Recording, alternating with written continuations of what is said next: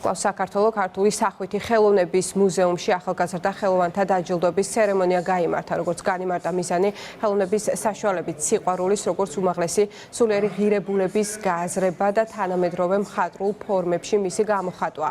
ცერემონიაზე თითოეულ კატეგორიაში პირველ, მეორე და მესამე ადგილის გამარჯვებულები გამოვლინდნენ. კამპანის ყველა მონაწილეს სამახსოვრო დიპლომითა და ფულადი პრიზით დაჯილდოვდა. პროექტი მიმდინარეობდა აპრილის თვიდან.